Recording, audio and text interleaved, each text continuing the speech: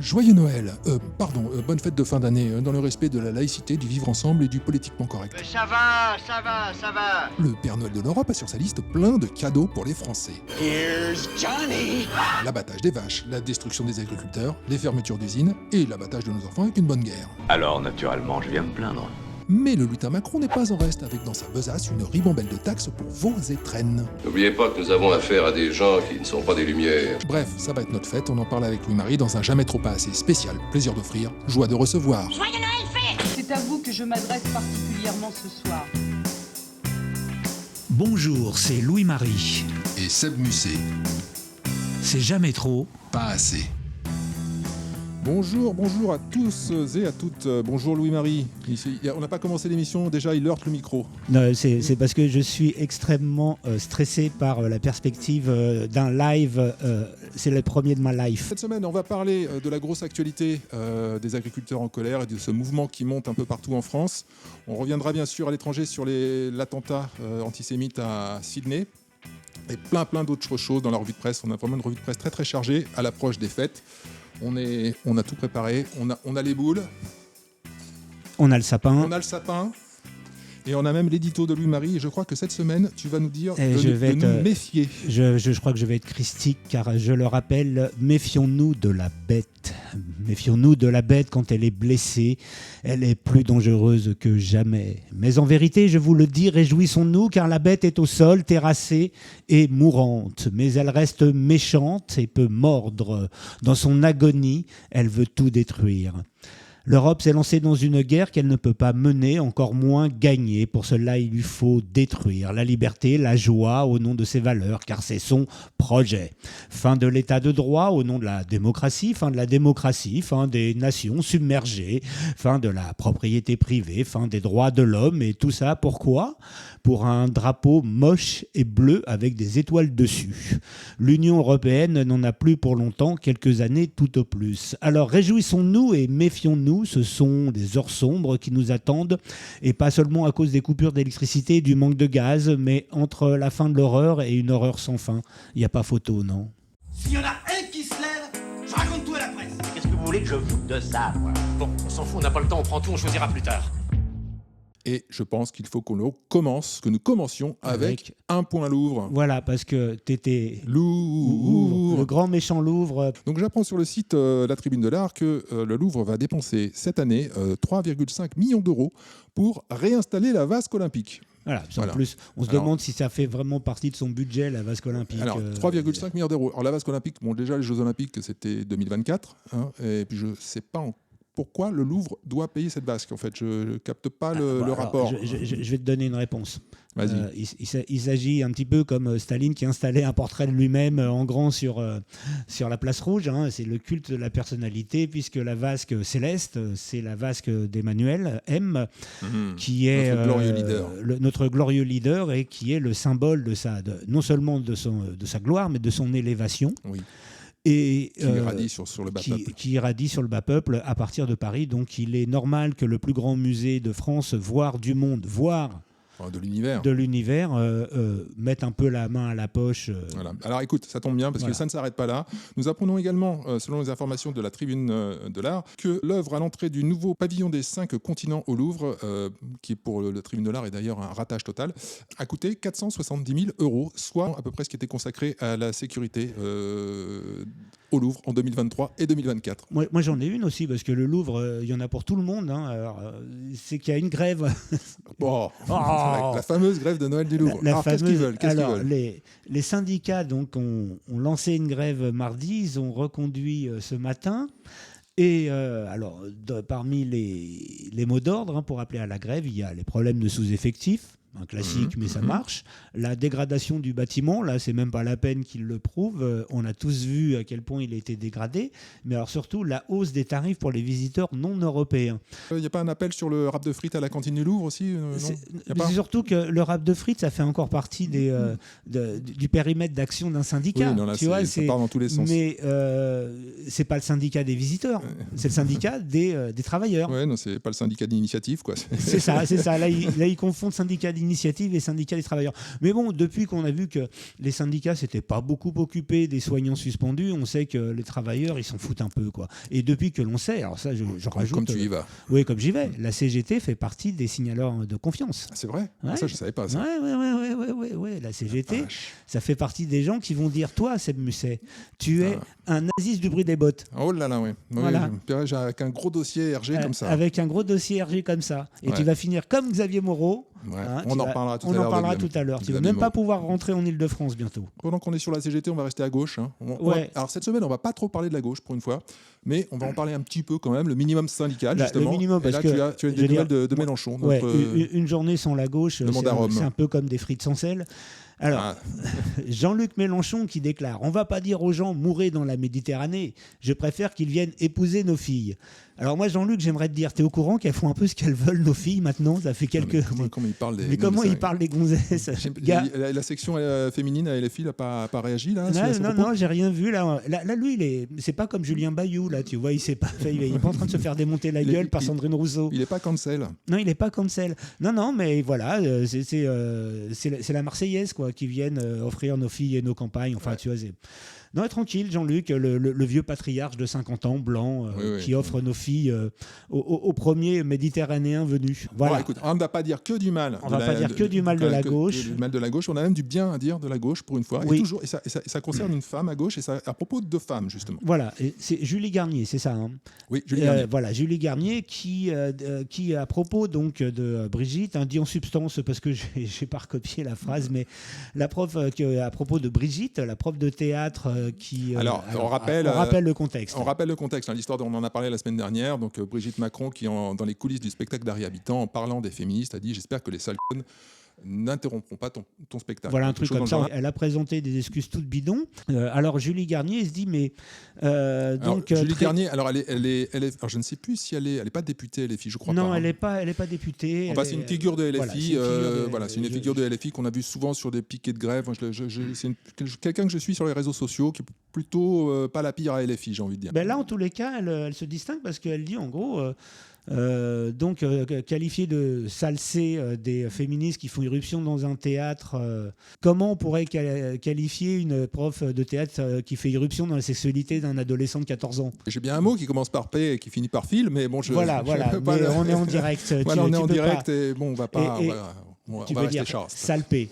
Salpé. Voilà. Bon, c'est donc bravo Julie pour. Bravo Julie. Voilà. Donc on dit, mais je sais pas si elle fait partie des filles que Mélenchon offrirait. Oui, on attend sa réaction sur les propos de Mélenchon. Voilà. Ceci est une autre histoire et surtout ça ne nous regarde pas. Voilà, on va passer. Dixit les inconnus. Voilà, on y reviendra aux inconnus tout à l'heure. On va passer tout de suite à un des deux gros dossiers du jour, les agriculteurs. Ah bah dites-moi mes braves, vous êtes du pays? Je peux pas aller à la cave. Mais si, on serait mieux vous reposer. Pour causer de quoi? De tout, de rien. Il s'en est passé des choses, Louis-Marie, depuis notre dernière émission, il y a tout juste une semaine. Cette histoire de dermatose nodulaire, dermatose contagieuse, DNC. Voilà, DNC. Donc tracasse un peu certains agriculteurs un peu partout en France depuis quelques mois. Comme ça a tracassé la Réunion en 1992. Tout à fait. Alors c'est une maladie qui n'est pas contagieuse pour l'homme. Voilà, c'est pas une zoonose. C'est une maladie qui affecte quasi exclusivement les bovins. Les bovins.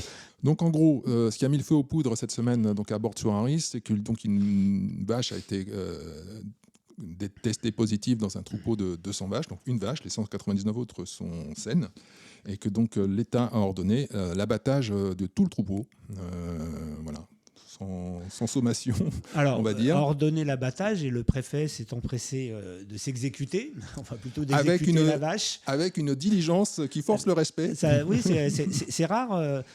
On a l'impression que la vache avait une OQTF sur le dos. Oui, c'est-à-dire que c'est fabuleux. C'est-à-dire que s'ils mettaient autant de force pour déloger des aides mafias dans le sud, je sais pas, ça ne faudrait pas. Hein. Alors, on l'a pas trop suivi dans les médias officiels, mais je pense que si vous avez suivi sur Toxin... Voilà, Toxin a fait un travail remarquable de journalisme citoyen. moyens, puisqu'ils ont fait un direct de 24 heures, donc éprouvant, avec les moyens qu'ils ont, c'est-à-dire pas ceux de France Télévisions, hein, Delphine, donc pas ceux de France Télévisions. Ils ont fait un travail remarquable de live. Ils y sont encore, hein, Nicolas Vidal y est toujours, parce que le mouvement est loin d'être terminé. Et alors, ce que l'on voit dans les vidéos, c'est que le préfet et l'État ont décidé de faire un exemple. Hein. Je crois qu'ils ont retenu la leçon des Gilets jaunes. Hein. On ne va pas les laisser s'installer, on va cogner le plus fort possible pour qu'ils ne reviennent pas. Parce que les Gilets jaunes, ça a été ça. Alors, en gros, ce qui s'est passé factuellement, donc il y a eu un déploiement de force surdimensionné avec des gendarmes mobiles, des centaines de gendarmes mobiles, un hélicoptère, des chars Centaure. Voilà. Les vaches ont été gazées malgré les négations du préfet, malgré le démenti de Laurent Nunez qui dit que ce n'est pas le cas. On a des images qui prouvent que c'est le cas. Hein. Voilà, on mais a les vidéos sous tous les angles. Il n'est pas une première approximation. Voilà. Donc c'est ça qui est un peu, on va dire, chauffer déjà une profession qui était au bout du rouleau, parce que ce qui se passe derrière tout ça, comme tu dis, il y a vraiment une volonté de marquer le coup et de la part de l'État de taper maintenant méchamment. Je pense que ce qui se joue derrière ce simple cas de la dermato, c'est tout simplement l'éradication, la destruction des agriculteurs en France. Point. C'est-à-dire que comme ils ont fait avec l'industrie, avec les travailleurs manuels, il y a quelque chose de même plus vicieux encore, c'est l'éradication. On voit ce qui s'est passé en Hollande il y a 2-3 ans, puisqu'ils avaient décidé un abattage de 30% du cheptel. En France, le gouvernement, tout comme en Hollande, tout comme partout, les gouvernements ne sont plus que des gouverneurs provinciaux. Oui, le pouvoir n'est plus dans le pays, le pouvoir est à Bruxelles. Donc ils appliquent, et ils sont assez contents d'ailleurs que le pouvoir ne soit plus chez eux, parce qu'ils appliquent en disant, vous comprenez, c'est pas de notre faute, c'est l'Europe qui décide. Il y a le Mercosur qui est en négociation depuis 15-20 ans, qui prévoit de faire entrer en France et en Europe du bœuf brésilien, du bœuf argentin, mais dans des proportions bien plus grandes qu'actuellement. Il est évident que les viandes françaises ne sont pas compétitives, elles sont trop chères, elles réclament... Ils sont trop surveillés même. Ils ont surtout beaucoup d'obligations en fait. Voilà. Ils ont beaucoup de contraintes qui coûtent cher, parce que c'est certains types d'engrais, certains machins, certains trucs, certains qui n'ont pas le droit de faire. Tu sais, c'est l'histoire des semences paysannes. Ils n'ont pas le droit de planter des semences paysannes, c'est-à-dire des semences qui peuvent replanter. Ils sont pieds et poings liés avec des fabricants de semences qui sont obligés de racheter chaque année. Et qui se passe là, parce qu'on voit qu'il y a le Mercosur qui va passer, je crois, ça va être demain. C'est demain, oui, c'est jeudi. C'est vraiment parallèle. Demain et il y a 2 jours, voilà. C'est demain. Donc jeudi. Au moment où on va diffuser cette émission, normalement, le Mercosur est passé. Donc en fait, en gros, c'est permettre l'import massif de viande qui viennent de viande et d'autres produits qui viennent de l'autre bout du monde, voilà. Mais surtout qui n'ont pas à répondre des mêmes exigences bio, sanitaires que les nôtres. Voilà. C'est-à-dire que nous, on nous empêche de produire certaines choses d'une certaine manière. Et par contre, on va faire venir des trucs de l'autre bout du monde. Alors déjà, je parle le bilan écologique de la manœuvre, il est complètement aberrant, mais bon, c'est pas grave. C'est exactement, effectivement, c'est délirant. Mais c'est surtout complètement déloyal. Et après ça, les agriculteurs français, ils peuvent pas lutter en fait. Ils sont morts. Je pense que c'est comme ça qu'ils sont en train de l'envisager, parce que ils veulent récupérer. En fait, là, je pense très clairement qu'ils veulent récupérer les terres. Oui, je crois qu'on veut vraiment les tuer. Tu te souviens un peu des histoires de poulets aux hormones qui nous arrivaient des États-Unis. L'Ukraine. Là, c'est l'Ukraine. C'est l'Ukraine. Je pense qu'un poulet, là maintenant, je crois un poulet sur 2 en France vient d'Ukraine en fait. C'est un truc dans ce goût-là. D'ailleurs, on en reparlera en fin de chronique, mais si on a vraiment une leçon à tirer là, dans l'urgence, quand on se demande comment on peut faire pour aider les agriculteurs, nous typiquement on est en ville, on est... Si, on peut faire des trucs. On peut faire des trucs parce que... Allez au marché. Allez acheter vos légumes au marché. Et s'il y a un maraîcher, achetez chez lui. Il faut quand même checker quand même. Mais n'achetez plus rien en tout ce qui est, en tout cas sur ces produits, tout ce qui est fruits, légumes. Rien en supermarché. Vraiment, voilà. Et vraiment regarder l'origine. Il faut que ça vienne le plus près possible de France et le plus près possible de là où vous êtes. Donc, et je suis au regret d'annoncer à tout le monde, nous sommes en hiver, donc il faut aussi suivre les saisons. Voilà. Il n'y a pas de tomates en hiver, sauf si elles ont poussé en Espagne dans des serres et elles n'ont pas de goût. Donc l'hiver, c'est pommes de terre, c'est carottes, c'est endives, c'est poireaux, potirons, choux. Poireaux, très très bon. Voilà, très très bon, poireaux, choux. Et ce sont des plats, alors il y a des soupes, ce sont des plats qui demandent un peu plus de cuisson. Hein, même pas. Il y a quelques salades, il y a encore de la mâche chez certains maraîchers. Donc voilà, on peut faire avec, mais ne vous dites pas, putain, j'ai envie d'un ananas. Il s'agit de se déshabituer de je mange ce que je veux quand je veux. Oui. Il suffit de se déshabituer de ça. Il y a suffisamment un accès à la nourriture qui est suffisamment riche pour qu'on puisse manger à satiété, ce qui est quand même la première fois dans l'histoire de l'humanité, à satiété et diversifié, en toute saison. Évidemment, si tu veux une pizza ananas en choix, entre nous soit dit, ça devrait être interdit. Peine de mort pour les pizzas ananas en choix. Voilà, ça a un coût, et ce coût, il n'est pas que environnemental, il est social. Ouais. Donc Annie Schoenvarr, ministre de l'Agriculture. Tu vas un peu vite, parce que donc, alors, on a fait... Non, mais je voulais juste te dire qu'Annie Schoenvarr qui dit oui, non, mais vous inquiétez pas, le Mercosur, on va le suspendre. Tu sais, comme la réforme des retraites. Mais chérie, je pense que toi, tu vas suspendre ta veste. On va en parler tout de suite d'Annie Schoenvarr, parce que moi, j'ai vu le truc monter, comme tout le monde sur les réseaux, et j'attendais, tu vois, je savais même pas qu'il était ministre de l'Agriculture. Je l'ai vu intervenir, alors, je sais plus où, je crois que c'était en radio. Là, c'est Marie-Chantal de la technocratie, quoi. Alors oui, donc on dit plus, alors je te fournis les éléments de langage qu'ils ont concoctés en vitesse, on dit plus abattage du troupeau, on dit dépeuplement de l'unité bovine. On parle de bien-être animal, je veux dire qu'ils n'ont pas été de main morte. On a vu ces images d'agriculteurs à genoux devant les gendarmes. Ouais. Il semblerait qu'il y ait quelques gendarmes qui ont tombé le casque, Nunez dit que non. Si, il y a des images. Il y a 6 ou 7 gendarmes, bon, ces mecs-là, leur carrière est flinguée. On a eu Mediapart qui diffusait récemment les images des caméras de la gendarmerie mobile Sainte-Soline. Ouais. Donc là, ils défendaient les agriculteurs. Ils disaient, vas-y, tue-le contre les petits urbains bobos qui venaient de se promener. Et bon, du jour au lendemain, ils sont face aux agriculteurs. C'est-à-dire qu'un coup, ils les défendent, un coup, ils les massacrent. C'est un boulot, je pense qu'effectivement, il y a de la place pour mettre le casque. La facilité là dans cette histoire, c'est d'en vouloir à la police. On a déjà eu ce débat dans cette émission. Eux, ils ne font que appliquer des ordres, et c'est la fonction première de leur job, et c'est pour ça qu'ils sont engagés. Ce pourquoi ils sont engagés, et leur critère principal de recrutement, c'est la discipline. C'est la discipline et l'obéissance. Donc on ne peut pas leur en vouloir de faire pourquoi on les a engagés. Enfin, voilà. Donc après ça... Ce que l'on peut dire, ce que l'on peut constater, c'est qu'ils sont détournés de leur mission principale pour devenir non pas une police, mais une milice. Ils sont une milice au service d'une oligarchie, d'un gouvernement qui entend essayer de rester encore un petit peu aux manettes. Qui se cramponne, là, clairement. Qui se cramponne. Qui essaie de faire, c'est un peu le titre de notre émission. Hein. L'émission, c'est Que veut Dieu pour Noël, la destruction de la France. Là, clairement, c'est ce qui est en train de se passer. En gros, parce que sinon, c'est la France qui risque de dissoudre l'UE. Voilà, donc c'est Macron offre sur un plateau à l'Europe les agriculteurs. Déjà, il veut s'occuper de la liberté d'expression. Hein, il voudrait livrer à l'UE un bridage de l'expression sur les réseaux sociaux. Il tente, hein, c'est compliqué, mais il essaye de le faire.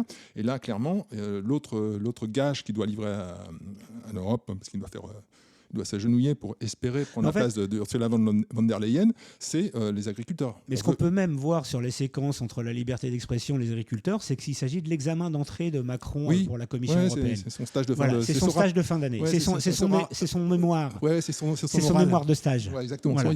Exactement. Là, le truc, c'est qu'ils n'ont pas fait ça finement, parce que là, ça n'a pas été fin. On se demandait si le mouvement des Gilets jaunes allait reprendre. Et là, ils ont été un peu forts. Là, je pense que là, on a une sorte de conjonction gilets jaunes un peu avec la gestion Covid. C'est-à-dire que c'est un peu un mix des deux hybrides. D'autant qu'ils reprennent les mêmes, la même logique au niveau du gouvernement. Alors, on a parlé, ça y est, il y aurait une ingérence étrangère. Ça a commencé, hein, je l'ai vu, j'ai regardé un bout de LSCI, c'était hier soir à Pujadas. Donc clairement, les agriculteurs sont tous des fachos, Poutine est derrière, et c'est la sphère conspi, anti-vax, que j'en passe, et des meilleurs. Voilà, c'est comme ça. Alors qu'ils demandent la vaccination de leurs vaches. Alors que bon, on parle quand même de gens qui nourrissent la France. Je ne sais pas à quoi sert Pujadas. Moi, je sais à quoi servent les agriculteurs. Il y a ça. Mais je crois que la panique, effectivement, ayant connu les gilets jaunes, ils peuvent s'attendre à ce qu'il y ait... parce qu'en fait, il y avait certainement des agriculteurs parmi les gilets jaunes.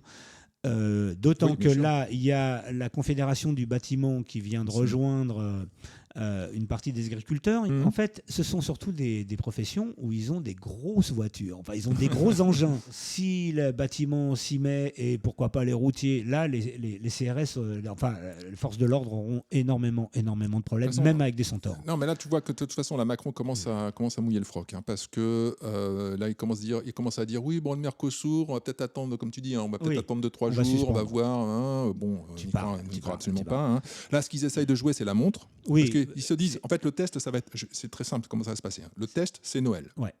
C'est-à-dire que si le soir de Noël, il y a encore des autoroutes bloquées, comme ça se passe actuellement là partout en France, autoroutes bloquées, ronds-points bloqués, bretelles d'accès bloquées, ils envoient du lisier sur les préfectures. J'ai vu des images de ouf avec les radars qui sont arrachés du sol. Enfin bon, voilà un petit cocktail sympathique. Si ça continue le soir de Noël et le jour de Noël, là, je pense qu'à la Kommandantur, ils vont commencer à moins rigoler. Oui. Noël, c'est le test. Ils jouent la montre. Parce que jamais, en tout cas, jamais. Pour qui on parle toujours de mouvement social, est-ce que les Français sont prêts à se révolter ? Moi, je ne te cache pas mon scepticisme. J'ai déjà répondu à la question. Je pense qu'on est bien tous trop corrompus dans notre petit confort à bénéficier à chacun à notre échelle des avantages de l'État pour vraiment renverser la table. Par contre, c'est pas impossible que s'il y a un mouvement de fond de gens qui n'ont rien à perdre, il n'est pas impossible qu'une partie de la population se greffe là-dessus. Mais il faut que ça tienne. Il faut que ça tienne. Il y a les agriculteurs qui seront rejoints par ce qui a été les gilets jaunes, parce que les gilets jaunes n'ont jamais disparu. Non. Ils sont toujours là, ils sont toujours sur les ronds-points. Là, les agriculteurs sont en train de bloquer les rocades. C'est là où étaient les gilets jaunes, c'est les mêmes lieux. Donc ces deux populations-là se connaissent, se rejoignent. Ça fait du monde qui a déjà été dans la rue il y a 5 ans.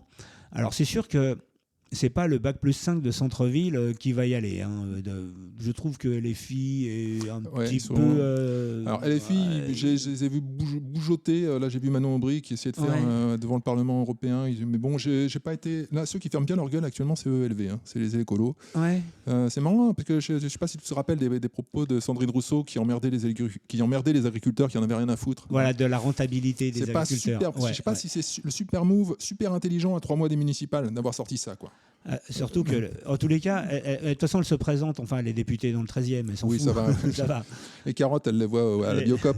Oui, c'est ça.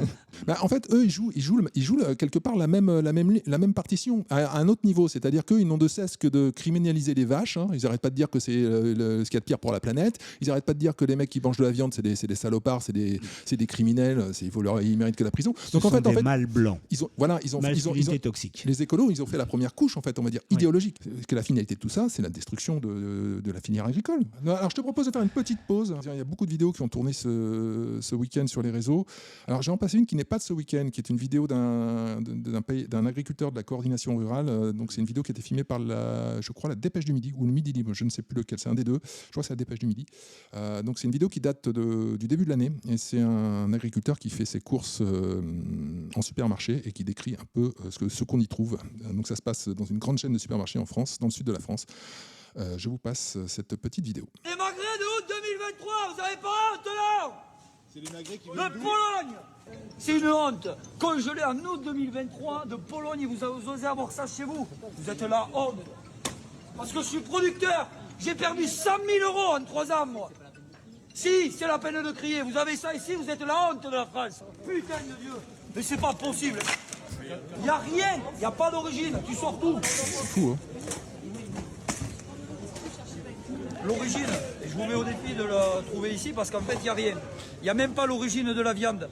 Ça, c'est une fraude. Ça veut dire qu'Auchan se permet de frauder et vous avez des gendarmes partout autour qui sont là pour les agriculteurs mais qui ne sont pas là pour leur taper sur la grande distribution. C'est une honte. Ce qu'on n'a pas dit, c'est que par rapport à l'histoire de la dermatose nodulaire, c'est que les grands producteurs de bidoches qui ont des grands troupeaux, ils peuvent se permettre de congeler pendant 2 ans leur viande. Et ils attendent que ça passe et ils décongèlent, puisque là, ils parlent d'un magret de canard de Pologne qui a été congelé il y a 2 ans. Il faut vraiment vérifier l'origine et vraiment faire gaffe. Hein. Je sais par exemple sur les miels et tout, c'est de plus en plus caché. Mais comme le il miel, le dit, c'est une belle arnaque. comme il le dit dans le reportage, en fait, même maintenant, des fois, c'est même plus indiqué en fait. Et je crois même que l'Europe, l'UE, interdit la mention nationale sur le miel. Tu peux pas dire miel de France, tu dois dire miel UE plus non UE. Ils marquent pas les pays, ils font des abréviations. Ouais. Alors, tu vois, NL. Ouais, donc t'as une personne âgée qui n'arrive pas trop bien à lire et tout. T'as qu'à foutre un drapeau français sur le truc, allez. Voilà, c'est bon. Alors qu'en fait, c'est marqué PL, GR.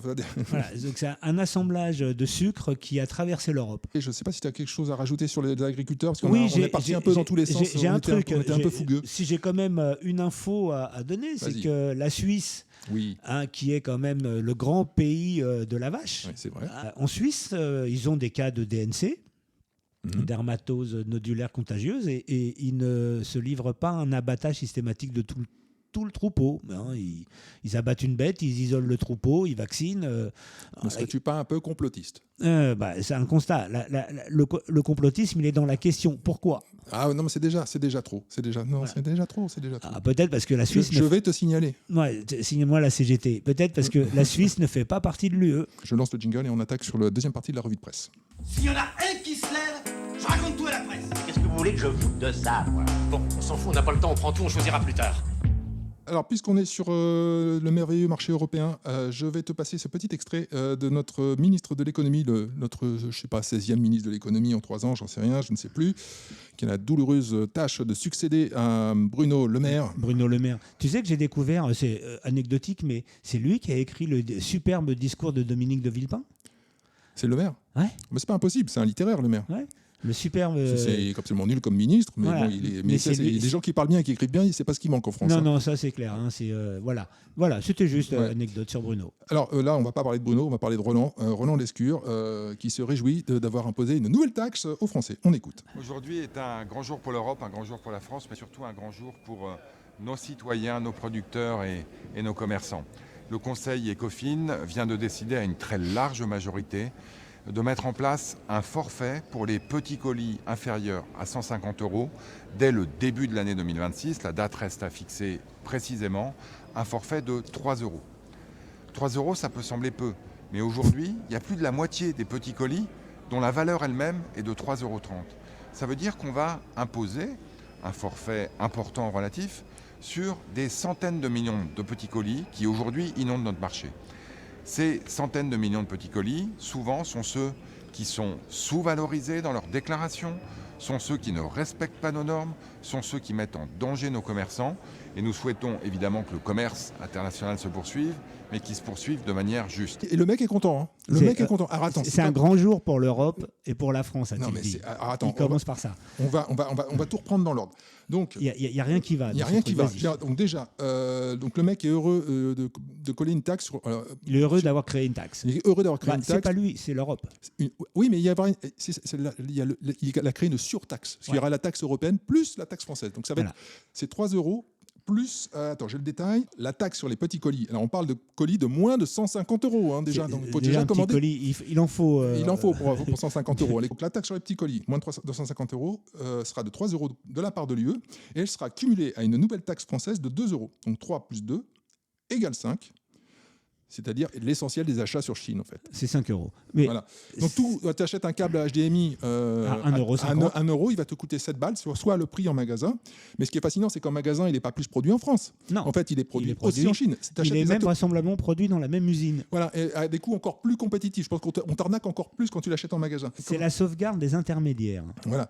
Mais ce qui est fabuleux, c'est qu'en fait, ces mecs-là, c'est les mecs qui pondent cette loi. Donc, il va évidemment fracasser les plus pauvres, parce que c'est qui commande sur Chine, c'est pas les gens qui ont beaucoup de revenus, c'est les gens qui peuvent pas faire autrement. Ce sont pas les gens, ils se disent tiens, j'ai le choix entre dépenser 5 € et 35 €. Oh, bah je vais dépenser 35. Ce sont ces mêmes mecs-là qui créent une taxe aujourd'hui, qui ont sciemment détruit toute la production française pendant les 30 dernières années, qui ont ouvert grand la porte aux importations, en causant au passage des millions de chômeurs, en précarisant des gens en France. Qui ont flingué l'industrie textile en France. Donc, ils ont fait ça. Et quand osait dire protectionnisme économique, on était traité de fachos. Ce que je relève dans son propos, c'est qu'il dit l'exact inverse du Mercosur. C'est que là, ils veulent protéger les commerçants parce que Chine aurait, par exemple, n'aurait pas de règles, il pourrait casser le marché. Que ce soit le poulet ukrainien, là, c'est pas un problème. Ouais.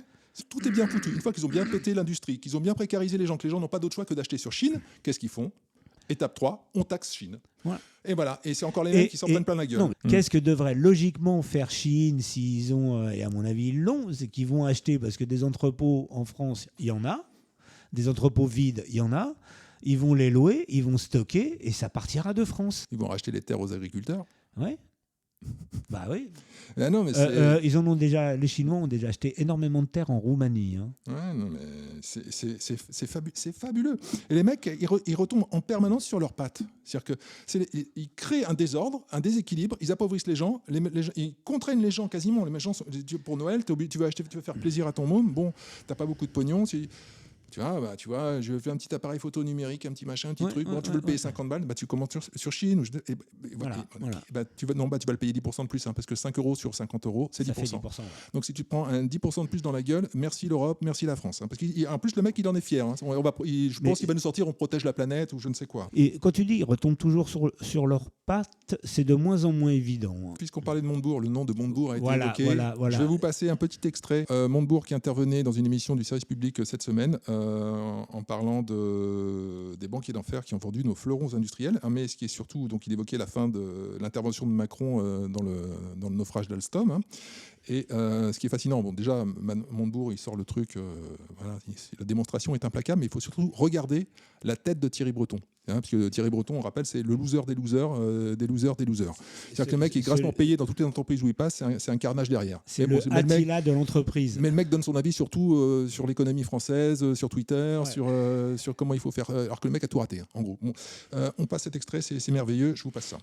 Tous ces énarques qui ont voulu faire fortune dans le privé parce qu'ils se sentaient un peu polars à côté de ceux qui gagnaient de l'argent dans le privé, et ils sont passés en quelque sorte à l'ouest. Et là, ça a été la fête.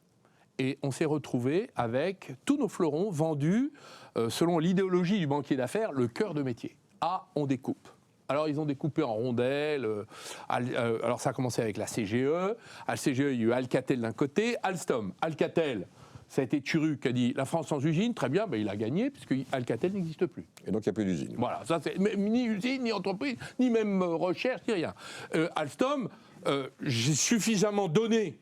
Et ça s'est terminé avec une explosion politique à la fin et mon départ sur la vente par François Hollande, son secrétaire général adjoint, qui était M. Macron, aux Américains, de la branche énergétique. Tout ça pour 10 ans plus tard le racheter, piteusement, beaucoup plus cher qu'on ne l'avait vendu. Ce qui montre bien qu'il y a un défaut stratégique. Mais ça, c'était toujours les banquiers d'affaires. Hein, on découpe, on vend, et puis on prend des coms au passage.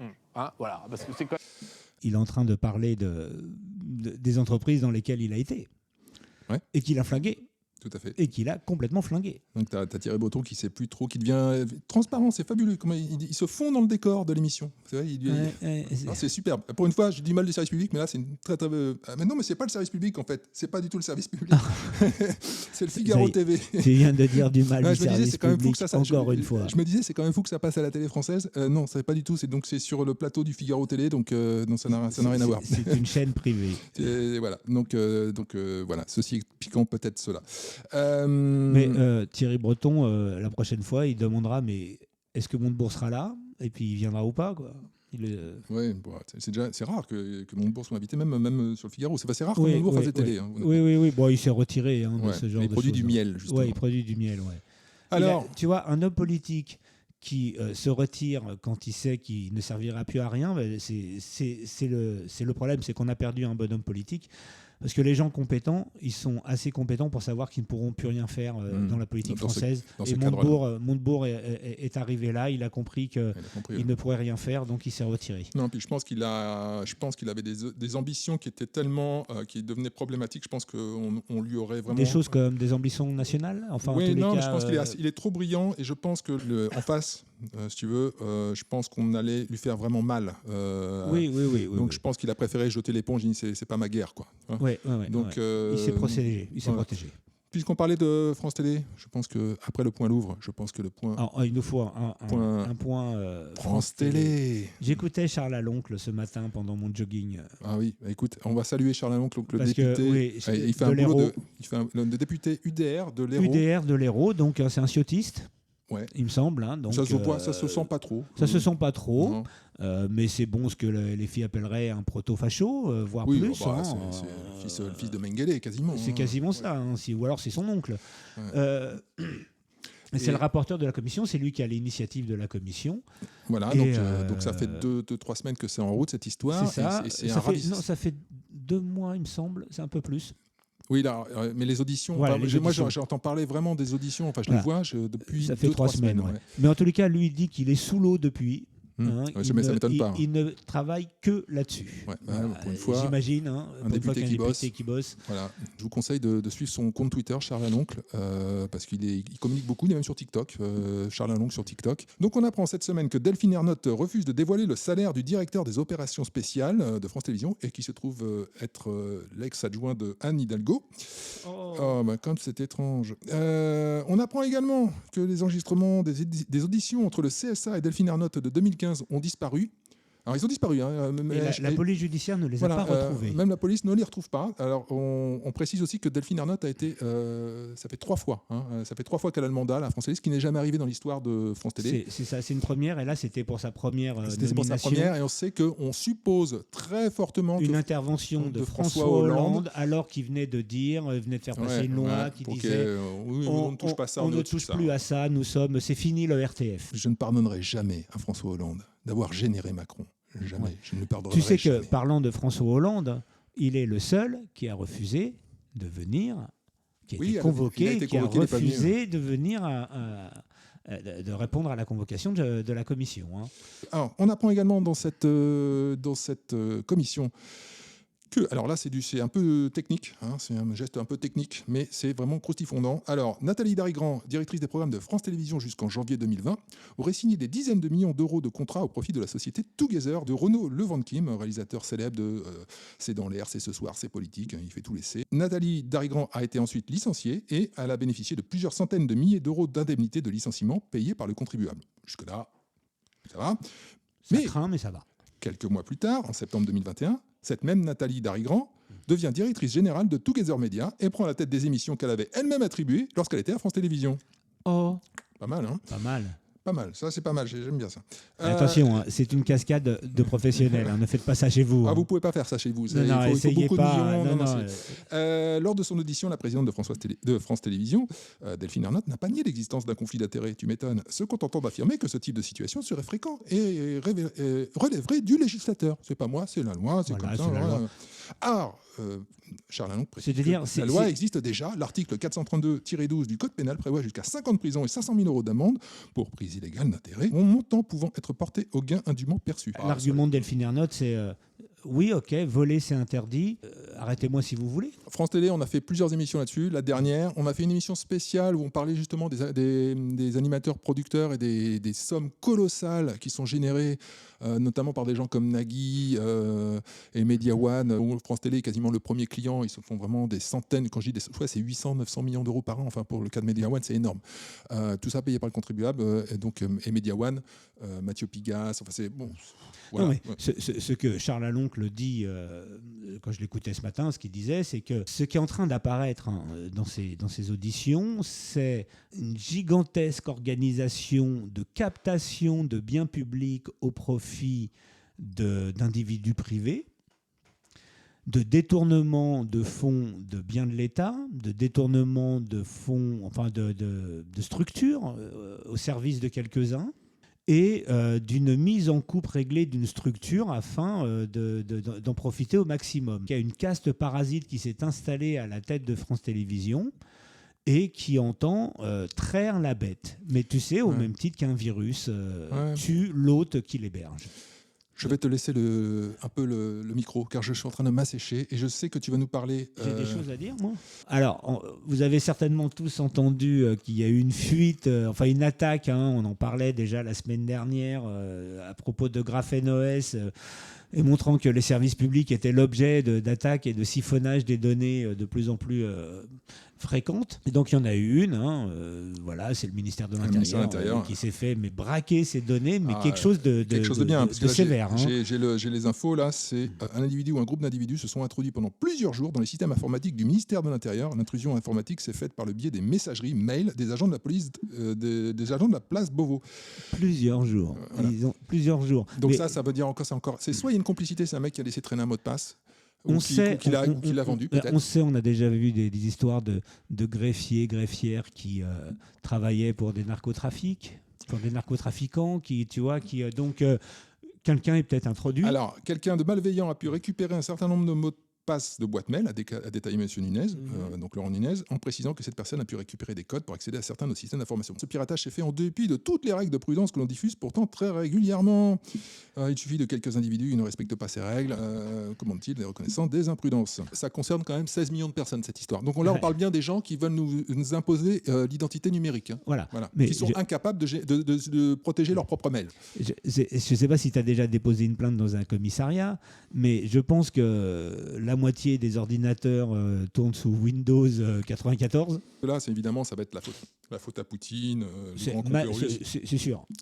C'est plus vraisemblablement, au mieux, une imprudence ou une erreur interne, au pire, une malveillance interne, mais clairement, ça vient de l'intérieur. Voilà. Oui. Donc, c'est le cas de le dire, puisque ça a touché le ministère de l'Intérieur. Mais moi, dans le même ordre d'idée, il faut voir que Pornhub aussi a été piraté. Voilà qui nous touche beaucoup plus dans notre quotidien. Voilà, tout de suite. Alors, donc, toutes les données concernant les utilisateurs premium de 2016 à 2023, incluant l'historique. Putain, t'es mal. Hein. Ont été siphonnés. Donc, conclusion, c'est que tu imagines maintenant le piratage avec la vérification d'identité. C'est que tu auras la photo et le nom du mec. Entrecoupé avec les fichiers piqués du ministère de l'Intérieur. Renounours 93, en fait, c'est le voisin, c'était le voisin du 5e étage. Ce monde de technologie nous ouvre des possibilités. D'un seul coup, ça va devenir, on va pouvoir créer des contacts, tu vois. Alors, puisqu'on est sur la tech et la Russie, je pense que tu as une petite news, enfin même une grosse news, parce que c'est hyper important en fait. J'ai entendu ça ce matin et finalement, ça me fait pas rire du tout. C'est pas du tout anecdotique ce qui se passe avec Xavier Moreau. Oui, alors donc Xavier Moreau et Jacques Beau. Alors c'est Jean-Noël Barrot, notre sémillant ministre, qui devait. Quel charisme, Jean-Noël Barrot. Il a à peu près le charisme d'un cierge fondu. En moins utile. En moins utile, mais je pense qu'il devait suivre l'escure. Hein. Ils ont dû s'enchaîner pour dire ce genre de truc. Alors, Jean-Noël Barrot est fièrement venu annoncer qu'ils avaient pris des mesures contre l'ennemi intérieur. Alors l'ennemi intérieur, ça nous rappelle évidemment certaines périodes un peu sombres de notre histoire, parce que quand on commence à désigner l'ennemi extérieur et intérieur, rappelons que nous ne sommes pas officiellement en guerre, mais nous sommes en guerre apparemment, hybride. Oui, Usul l'a dit.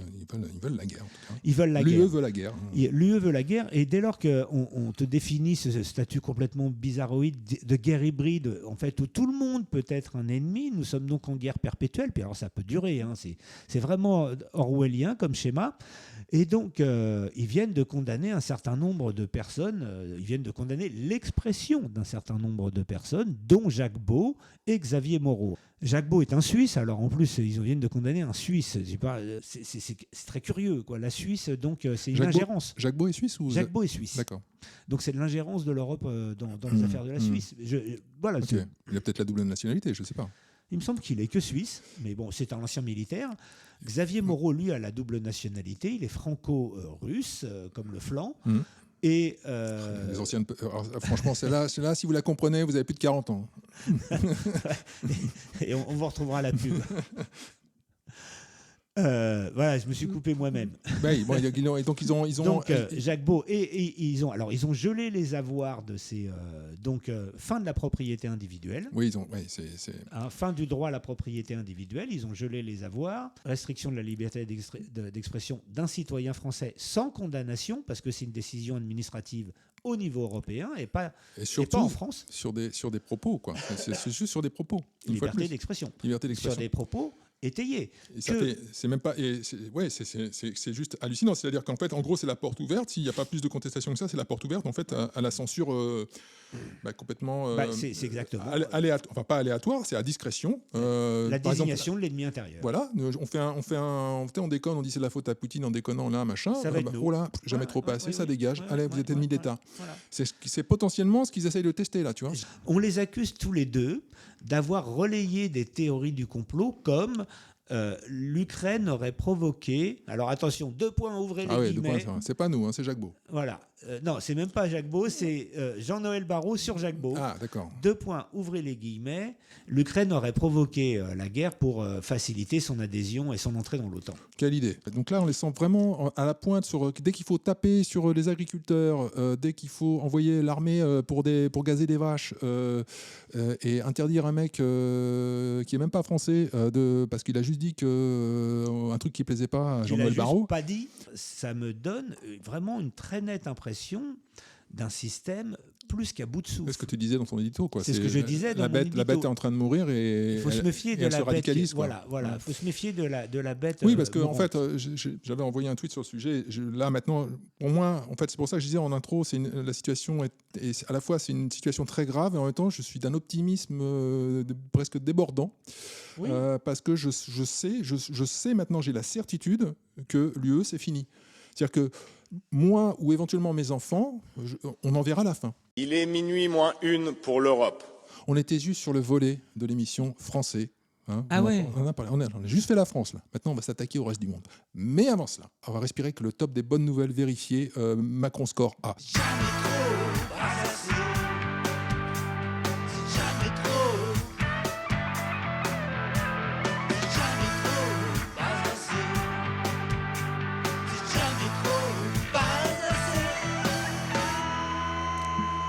Vous l'attendez tous. C'est une régalade hebdomadaire, le top des bonnes nouvelles vérifiées de nos médias certifiés, dignes de confiance par l'administration macronienne. On va commencer avec le numéro 10. Donc on commence avec France Info, le service public de l'information qui va bien, qui publie une vidéo la semaine dernière pour nous expliquer que les marchés de Noël, c'est nazi. Oui, j'ai entendu parler ça. Oui. Alors, c'est haine.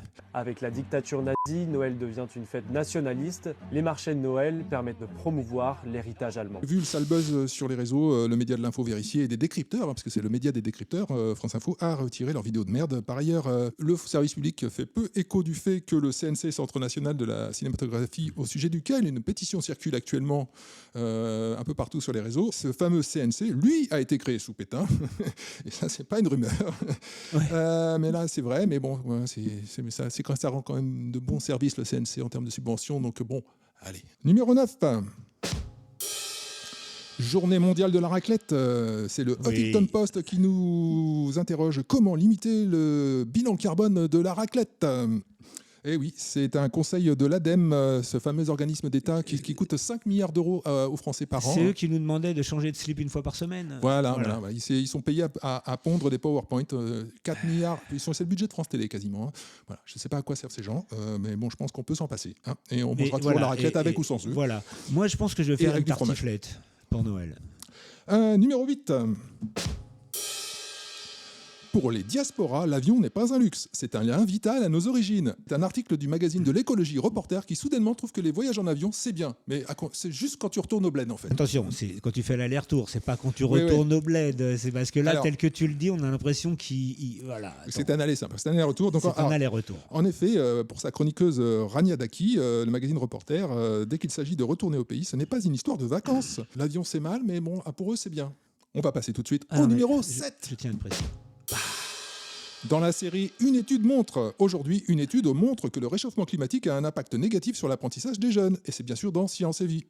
Numéro 6. Rayon Breaking News sur BFM, toujours sur BFM, il y a toujours quelque chose sur BFM. Un accident est en cours sur la plage de Bondi Beach. Ah, c'est un accident ? Alors ça, c'est 3 heures après que tout le monde, la planète entière est au courant que c'est un attentat antisémite. Hein. Voilà. Et déjà, rien que l'expression attentat antisémite, il va falloir qu'on en cause. Attentat islamiste, en tout cas, déjà. Oui, voilà. Alors, je vais devoir censurer ce mot-là encore une fois de plus. Je n'ai pas le droit de dire islamiste sur YouTube. C'est un truc c'est fou. C'est fou. Numéro 5. Blanche Gardin est en difficulté financière depuis son sketch sur Gaza. Oui, ça, c'est dans tout. Alors, ça, c'est pas un article, c'est dans toute la presse. Hein, c'est une opération de com. Bon, alors je ne sais pas si la semaine justement de l'attentat de Bondi Beach était le bon moment pour communiquer sur ses problèmes financiers suite à son humour palestinien. Voilà. L'avenir nous le dira. Numéro 4. Gros dossier. Crise de la natalité en France Potemkin. 2 points, ouvrez les guillemets. Avoir un enfant est devenu un suicide social pour une femme. C'est dans le Figaro. Alors il y a un ex-aequo là. Hein. L'avenir de l'économie française ne dépendra pas de l'inclinaison des Françaises à procréer ou non. C'est une tribune dans les Échos. Tenterait-on de nous faire passer un message ? Numéro 3. Donc là, on voit que le message est bien passé dans le Parisien avec, ouvrez les guillemets, plus de décès que de naissances. Comme l'Italie, la France ne pourra pas se passer de l'immigration. Étant posé pour la journaliste Bérengère Le Petit que la population ne peut pas décroître. Hein. C'est impossible, il ne faut pas que ça décroisse. C'est ça le truc qui est effectivement l'angle mort du raisonnement. Alors, ça peut et ça va. Et alors que les mecs nous parlent en permanence de décroissance. Mais non, alors là par contre il faut qu'il y ait de plus en plus de Français, hein, tu comprends parce qu'il faut payer les retraites, les retraites de nos amis les boomers. Moi j'ai bien une petite idée, on en a souvent débattu dans cette émission, hein, la question de la dette. Il y a un petit début de piste, c'est simple, c'est réduisez vos putains de dépenses. Et puis on va réduire un petit peu de certaines retraites. Voilà, c'est tout. On peut vivre avec juste 2 500 € par mois. Il y a plein de Français qui le font. Voilà. C'est ça. Numéro 2. Un peu d'optimisme avec le Figaro. 2 points, ouvrez les guillemets. Nous sommes la prochaine cible de la Russie. Nous sommes déjà en danger. Nous devons nous préparer à l'ampleur de la guerre que nos grands-parents et arrière-grands-parents ont connue. C'est vrai qu'ils ont connu les Russes. C'est pas un journaliste du Figaro, c'est le Figaro qui reporte les propos de Mark Rutte, secrétaire général de l'OTAN, dans le Figaro. Alors, on va dire à Mark Rutte que pour les Français, même pour les Allemands, je pense, hein, la vraie menace, c'est pas Poutine. C'est pas que Poutine, c'est l'UE, c'est Macron. L'UE nous aura achevé avant Poutine, et je pense même que si Poutine est stratège, et je pense qu'il est, il suffit qu'il attende. Numéro 1. Alors, c'est toujours BFM TV avec un tweet du journaliste Raphaël Grabi. Alors, je le lis tel quel, 2 points, ouvrez les guillemets. Info BFM TV, 2 points. Les autorités françaises ont identifié au moins 2 tentatives d'amplification étrangère du mouvement de contestation des agriculteurs au sujet de la dermatose nodulaire. Si leur effet est pour le moment limité, il s'appuie essentiellement sur des comptes français liés à la sphère complotiste ou d'ultra-droite, dont l'audience est quant à elle très importante. Alors là, il faut s'arrêter, il faut faire une étude sémiologique. Déjà, en fait, il n'y a pas un gramme d'infos dans ce tweet qui est quand même labellisé Info BFM TV. Il n'y a pas une info. Il n'y a pas une info. Factuelle, il n'y en a pas une. Ce sont des opinions, c'est son opinion. Alors, on l'a suffisamment répété ici, une opinion n'est pas la vérité. Ça se finit sur une dénonciation du complotisme. Mais pour arriver à cette dénonciation, il passe par toutes les strates du complotisme, justement, parce qu'il utilise ces techniques, en fait. Il dit au moins 2 tentatives d'amplification étrangère. Bon, il n'y a pas de source. Leur effet est pour le moment limité. Putain, il a l'air vachement au courant, je trouve. Là, ça appuie essentiellement sur des comptes français liés à la sphère complotiste. Le mec, il a déjà toutes les adresses, il a les IP, il a tout, tu vois. Le mec, il est balèze, hein, ce Raphaël Grabi. Hein. Et dont l'audience est, quant à elle, très importante. Ah, pour le coup, il a peut-être un peu raison. Il a lu le livre de David Chavalarias, Toxic Data. D'accord. Bon, voilà. Ça méritait numéro 1. Moi, à mon avis, j'ai une numéro 1 concurrente. Ah, vas-y. Alors, attends. Vas-y. Numéro 1 bis. Le train de la reprise se profile pour l'économie française. Chouchou. Il se profile, mais tu sais, très très loin. Alors, selon l'INSEE... En Vélib. Il se profile, je ne sais pas c'est quel train, c'est un train Jouef. Le produit intérieur brut... Si vous comprenez cette référence, vous avez plus de 50 ans. Et vous êtes un homme. Selon l'INSEE, le produit intérieur brut devrait progresser de 0,3%. T'es gonflé, on en a parlé la semaine dernière. Par trimestre au premier semestre 2026. Un rythme qui n'avait pas été atteint depuis les années 2010. Putain, les mecs, ils en sont fiers. L'investissement, on n'a jamais été aussi peu haut, mais au moins on n'est pas en bas. On n'est pas à 0, on est à 0,3. C'est bien. C'est ça. Alors, faut savoir que le PIB, le calcul du PIB par l'INSEE, c'est voilà. Ah bah déjà, tu retires le loyer, comme ça on est sûr qu'il n'explose pas. Tu mets toute la canne que tu trouves, et puis tu mets pas l'inflation. Allez, tu comptes le narcotrafic, allez, c'est bon, ça passe. Ah bah dites-moi mes braves, vous êtes du pays? Je peux pas aller à la cave. Et si, on serait mieux vous reposer. Pour causer de quoi? De tout, de rien. Les nouvelles, en bref, un incident a eu lieu sur la plage Bondi Beach en Australie. 2 extrémistes d'extrême droite ont tiré sur des badauds qui venaient célébrer Hanouka. La police étudie une revendication du Ku Klux Klan de Sydney.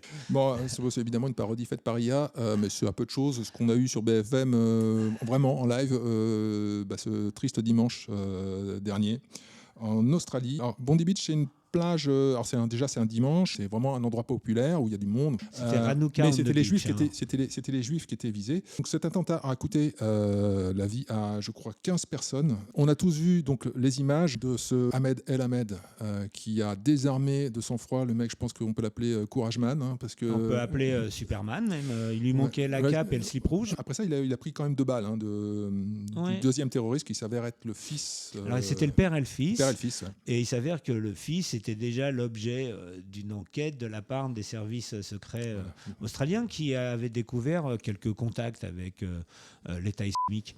Pardon, l'État I. Donc on salue le courage de cette expression de masculinité toxique à l'assaut d'une religion de paix et de tolérance.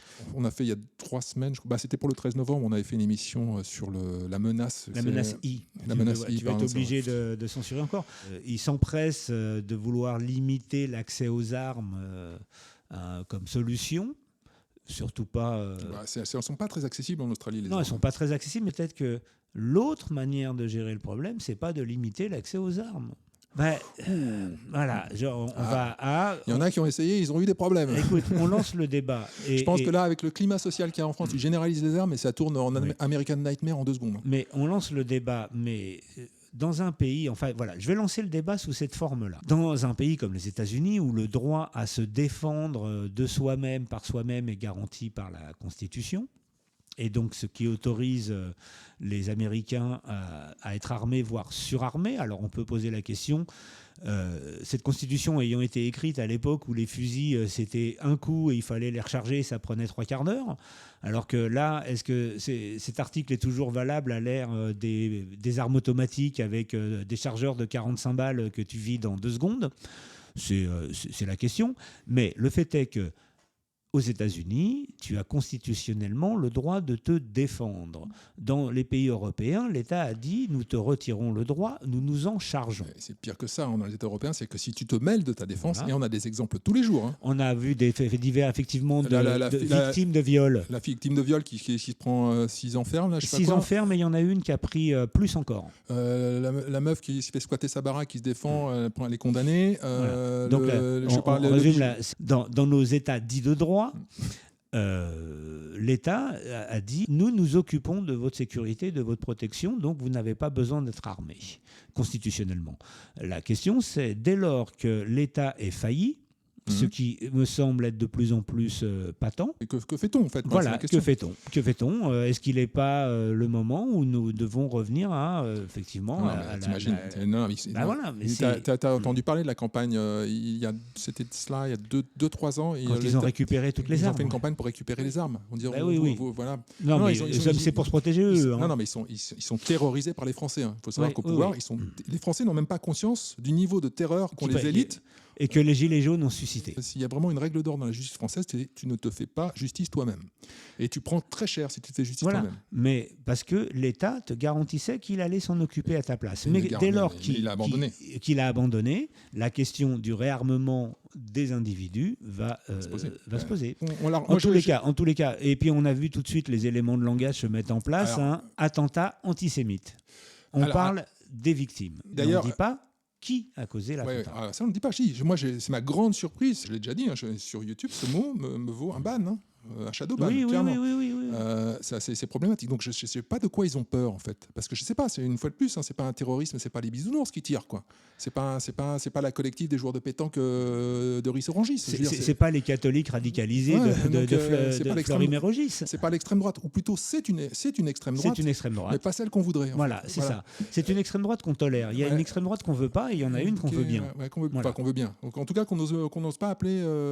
Mais non, mais il y a en France un certain nombre de formations politiques qui entendent s'allier à cette extrême droite. On parlait de défense, et là-dessus que je voulais conclure, c'est qu'effectivement, ce que nous montre la vidéo de Bondi Beach, c'est que et c'est comme l'histoire du train à Arras et du criminel, c'est qu'il faut prendre les choses en main en fait. Et à défaut d'armes, prendre physiquement les choses en main. Et parce que souvent, un attentat peut être déjoué avec une paire de baffes en fait. Hein. On n'est pas habitué à cette violence, à cette irruption de la violence, parce que c'est complètement irrationnel, faut l'avouer. Mais il faut se préparer à ça, je pense. Donc voilà. Donc en attendant, nous, écoute, on n'a pas d'armes, on ne sait pas se défendre, et puis on annule les fêtes du 31 décembre, hein, parce que trop gros risque de vivre ensemble. Ouais, le vivre ensemble, c'est trop risqué. Too dangerous. Voilà. Écoute, je te propose, parce que là on arrive à 1h50 d'enregistrement, il nous reste 10 minutes de live. Alors je pense qu'on va devoir faire des impasses sur certaines catégories d'émissions, et je te propose qu'on passe directement au Loser du Rock, la chronique des Losers du Rock cette semaine. En plus, je fais court parce que. Ouais. Alors Louis-Marie, tu veux nous parler de qui cette semaine dans je vais te parler peut-être de ce groupe Ponction Lombaire. Ponction Lombaire. Ok. Tu nous en dis pas plus. Donc on va retrouver la rubrique de Louis-Marie, cette rubrique que vous attendez tous. Elle est uniquement dédiée aux gens qui nous écoutent en ligne, en podcast, sur Ocha, Deezer, Spotify et Apple Podcast, et uniquement pour eux. Et nous, sur YouTube, on reste avec la rubrique culture, et on part tout de suite avec les losers du rock. La culture, je suis entièrement pour seulement. Mais qu'il est con, ce monde, tu peux pas faire attention, non? Qu'est-ce que tu me fais faire, connard? C'est ça, quand tu prends de l'âge, en fait, ton quotidien se résume à apprendre les décès de gens qui ont fait qui sont soit des références de ton adolescence, soit des amis, soit des... C'est sûr qu'à 15 ans, tu as moins de références. Voilà. Non, mais là, c'est impressionnant. Depuis septembre, il n'y a pas un jour où j'apprends pas la mort de quelqu'un que je connais. Quoi. Oui. Bon, on va le dire. On vient de l'apprendre. Édouard Carali. Voilà, donc de son nom de scène. Voilà, le dessinateur Edika nous a quittés. Voilà. Ça vient d'arriver, on vient de l'apprendre. Et Edika, c'est 40 ans de rire. Quoi. Je pense que c'est la dernière. C'était un des rares. C'était un proche de Desproges. C'est une des légendes de Fluide Glacial, le magazine de BD. Et c'était un des derniers exemples d'artisans des années 80, encore chimiquement pur. C'est-à-dire que c'est comme si on l'avait mis sous cloche dans les années 80 et il était toujours tel quel. Aujourd'hui, ça c'est fascinant. J'en connais pas beaucoup, j'en connais pas d'autres en fait. En termes de fraîcheur, il est mort à 80. Il y avait Gottlieb, mais il est mort déjà. Gottlieb aussi est mort. Et Edika, il est dessiné toujours, il publiait toujours. Enfin, et c'était toujours aussi bien. Ça fait 40 ans que c'est très bien. Et, en plus, Edika avait une obsession. Alors on va le dire, Edika, c'est hommage à ma mère. Il avait une obsession pour les gros seins, donc il s'est jamais privé de dessiner partout des femmes à gros seins et à gros nez. Parce que bon, il y a je crois une 50aine d'albums. Il y a évidemment tous les fluides glaciales.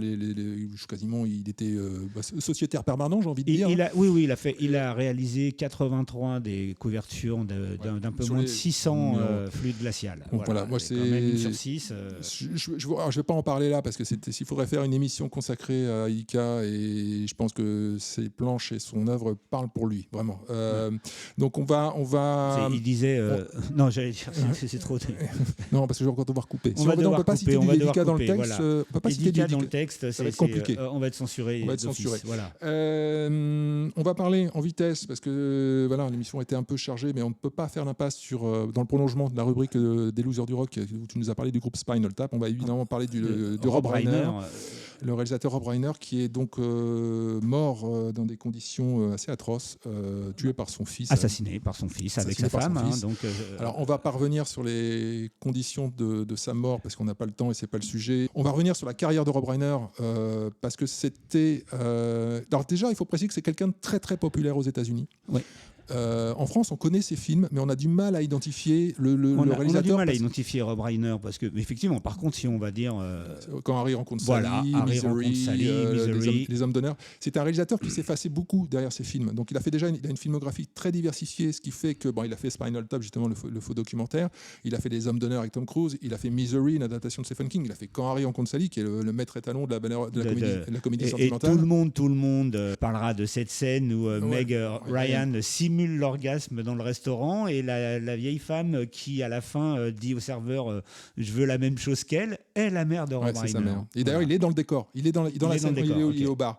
Et c'est justement, ça m'a fait, alors, je pense il n'y a pas vraiment d'équivalent de Rob Reiner en France. On en a discuté, on a discuté à Alain Chabat. J'ai pensé, ça peut être, il y a un côté Alain Chabat parce qu'il faut savoir que Rob Reiner donc est très populaire aux États-Unis. Au-delà, il était déjà très très connu avant d'être réalisateur puisque c'était un acteur d'un sitcom. C'est le fils d'un acteur C'est le fils d'un acteur très connu, mais c'était surtout lui-même un acteur qui a fait 8 ans d'une sitcom qui s'appelait All in the Family, qui est un sitcom un peu l'équivalent de Friends, mais un peu dans le même genre, mais qui était dans les années 70, qu'on n'a pas eu en France, je crois pas, qui est très populaire aux États-Unis. Donc c'est quelqu'un qui a eu une première carrière d'acteur, un peu comme Ron Howard en fait, en gros, qui était dans Happy Days. Et donc voilà, il a fait ses films pendant. Donc il a commencé avec Spinal Tap. Et il a fini avec Spinal Tap. Et il a fini puisqu'il a sorti un Spinal Tap 2025, un Spinal Tap 40 ans après. The End of the Beginning. The End Continues. The End Continues, voilà, c'est ça.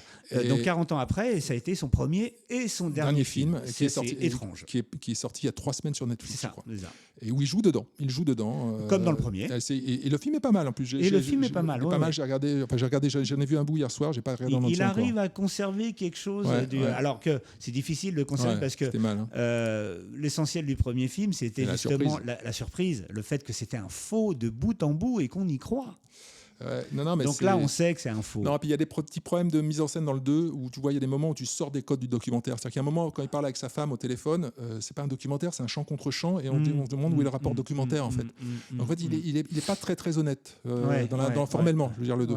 Alors que le premier l'était complètement. Quand j'ai appris sa mort, je me suis dit, ça se trouve, j'ai eu mon premier réflexe, je me suis dit, c'est un truc MAGA en fait. C'est parce qu'il faut savoir que Rob Reiner était très à gauche. Et très opposé à Trump. Il ne s'est jamais caché de le dire. Ce qui n'en faisait pas moins, c'était quelqu'un d'humainement intéressant et pas du tout sectaire. Il avait rendu hommage à Charlie Kirk. C'était pas la caricature du gauchiste, mais il était à cheval sur ses idées de gauche. Donc il était très populaire aussi pour ça auprès de l'opposition. C'est un ami des Clinton. Donc moi j'ai pensé à ça au début. Et j'ai pensé que c'était un truc politique. Et non, apparemment c'est son fils. J'ai retrouvé, j'avais à 45 tours de Stand By Me. Tu vois, je l'avais. Donc voilà, c'est d'origine. C'est là aussi tu parles plus de 50 ans. 45 tours. Qu'est-ce que c'est que ce truc? Il a fait Princess Bride. Il a cartonné. Il a irradié. Tu vois quand même que Stand By Me, Princess Bride, quand Harry rencontre Sally Misery, il s'enchaîne. Mais au-delà de ça, il avait, à la différence d'un Spielberg ou de cinéastes comme ça, il avait une façon de mettre en scène où il se mettait toujours en retrait. C'est-à-dire que tu ne peux pas dire d'un film de Rob Reiner, c'est un film de Rob Reiner. C'est grâce à lui en tant que producteur qu'on a des films comme Shawshank Redemption, c'est Les Évadés. Tous les films où vous voyez Castle Rock Entertainment, en logo, c'est Rob Reiner qui est le producteur. Il a donc produit Seinfeld, la série Seinfeld. Et il a produit énormément de choses à la télé et au cinéma depuis 30 ans. J'ai revu Spinal Tap avant de venir. Donc Mine Goes to Eleven, tout le monde comprendra parmi ceux qui l'ont vu. Allez ficeler les paquets et emballer la joncaille. C'était le 30e numéro de Jamais trop pas assez, en direct sur TikTok, pour nos amis sur TikTok. 2h09. Voilà. 2h09 d'enregistrement. Je ne sais pas ce qu'il en restera demain sur YouTube. Je vous remercie. Je vous invite à vous abonner à notre page YouTube, à notre page TikTok. De vous abonner à notre page Facebook, donc vous y êtes, de nous laisser des likes, de partager cette vidéo sur YouTube, c'est hyper important parce que il faut partager. On manque de partage dans ce monde cruel et froid. Merci Louis-Marie. Merci à tout le monde, merci les amis. Merci à ceux qui nous suivent fidèlement. Merci à Sarah qui nous a refait un don cette semaine. D'ailleurs, je vous rappelle. Donc c'est Sarah. C'est Sarah. Elle m'a dit que c'était Sarah. Merci Sarah. Elle nous a refait un don cette semaine et m'a dit qu'elle était dégoûtée de l'info, mais qu'elle nous suivait. Alors, elle suivait l'info grâce à nous. Voilà. D'accord. Donc, écoute, merci Sarah. Responsabilité totale. Merci 2 fois. Doublement merci. Donc on vous rappelle qu'on a un Tipeee si vous voulez nous aider, si vous voulez aider cette émission pour qu'on passe en live, mais un live professionnel avec un vrai retour. Vous pouvez voir les vidéos. Avec 2 heures de pro. Sur plusieurs plateformes. 2 salles, 2 ambiances. Moi j'irai dans une autre pièce. Dans le backroom. Je remercie, je regarde, ils sont là. Je remercie ceux qui nous suivent sur TikTok. Je sais que vous êtes très nombreux. Enfin, vous êtes de plus en plus nombreux en tout cas, parce qu'on en a eu vraiment beaucoup. Beaucoup d'abonnés et de vues cette semaine sur TikTok. Donc j'en suis le premier surpris. Merci. On va essayer de faire des choses aussi sur TikTok. On va TikToker. On va TikToker. C'est une découverte, c'est pas de notre génération. TikTok. On arrive de Facebook. Nous, on vient de là. Donc voilà, merci à tous. On se retrouve en podcast, on se retrouve sur YouTube, on se retrouve sur TikTok, on se retrouve partout. Sur Ocha, on se retrouve sur Deezer, sur Spotify. Et puis moi, je tiens à vous dire, passez de bonnes fêtes. Joyeux Noël. Joyeux Noël à tous, avec les gens que vous aimez, avec les vôtres, votre famille ou pas, avec ceux dont vous avez décidé que c'était eux, votre famille. Surtout, entourez-les d'amour et donnez pour recevoir. Oh, c'est beau, on dirait du Florent Pagny. Mais on ne parle pas des impôts. À bientôt tout le monde. Et rappelez-vous qu'une opinion n'est pas la vérité. Joyeux Noël, bonne fête et merci d'être là. Tchuss les gens. Bye.